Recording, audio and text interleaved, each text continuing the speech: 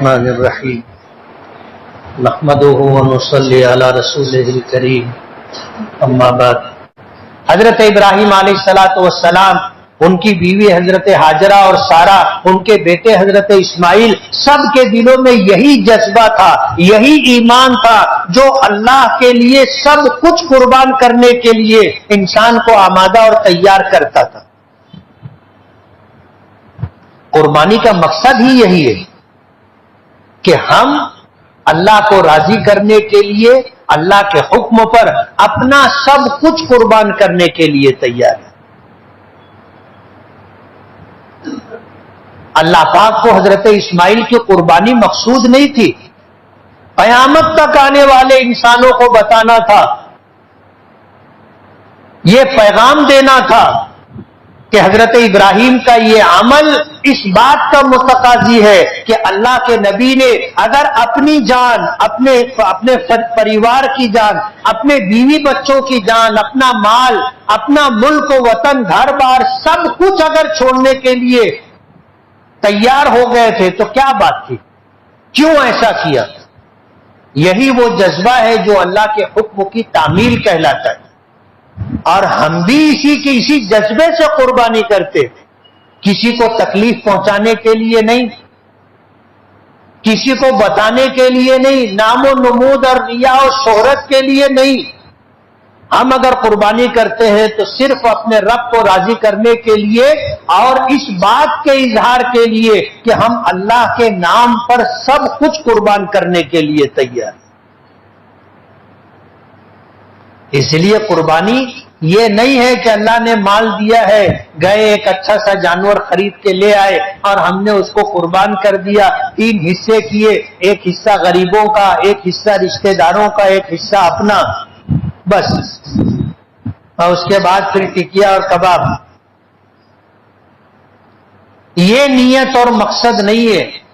مقصد یہ ہے اللہ کے حکم کی تعمیل، اور ضرورت پڑے گی تو جان بھی قربان کرے گی، ضرورت ہوگی مال بھی خرچ کریں گے، ضرورت ہوگی گھر بار ملک و وطن بھی چھوڑیں گے، ضرورت ہوگی اپنی خواہشات اور جذبات کی قربانی بھی دیں گے۔ آج دیکھو لوگ قربانی کرتے ہیں لیکن گناہ نہیں چھوڑتے،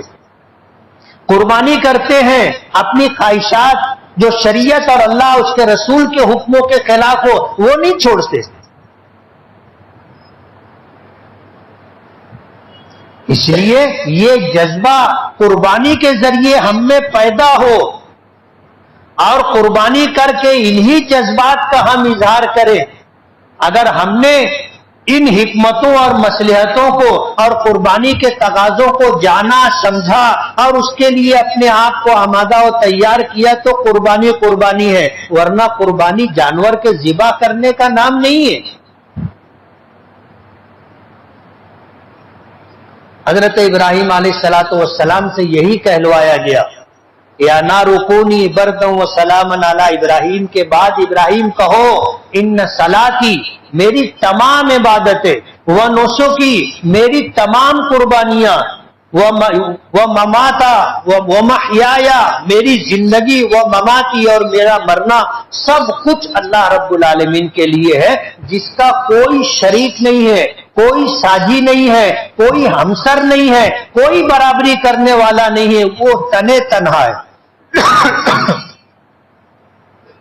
وَبِذَلِكَ أُمِرْتُ، اور مجھے اسی بات کا حکم دیا گیا ہے، وَأَنَا أَوَّلُ الْمُسْلِمِينَ، اور میں تابع داری اور فرما برداری کرنے والوں میں سب سے آگے پہلا وَأَنَا أَوَّلُ الْمُسْلِمِينَ۔ یہ ہے قربانی، اور یہ چاند دکھنے کے بعد یہ 10 دن، آج پہلا دن، یہ 10 دن اللہ کے نزدیک بہت بابرکت دن۔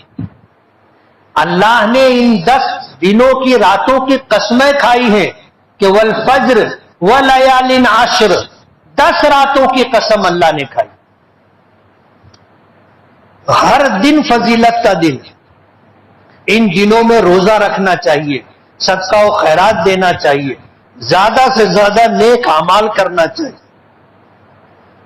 عبادتیں کرنی چاہیے۔ یہ 10 دن بڑی فضیلت کے دن ہے، اور صرف ہمارے ہی لیے نہیں، سابقہ شریعتوں میں ان 10 دنوں کو بھی بڑی فضیلت دی گئی تھی، اس لیے ان 10 دنوں کا اہتمام کریں گے نا. اور قربانی جن پر واجب ہے وہ قربانی دیں گے،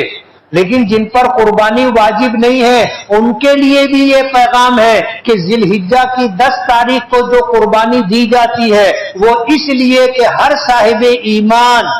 اپنے آپ کو اس کے لیے آمادہ و تیار کر لے کہ اللہ کے حکم پر، اس کی شریعت کے تقاضوں پر ہم جان، مال، آل، اولاد سب کچھ قربان کرنے کے لیے تیار ہے. اللہ ہمیں عمل کی توفیق عطا فرمائے. وآخر دعوانا الحمدللہ رب العالمین.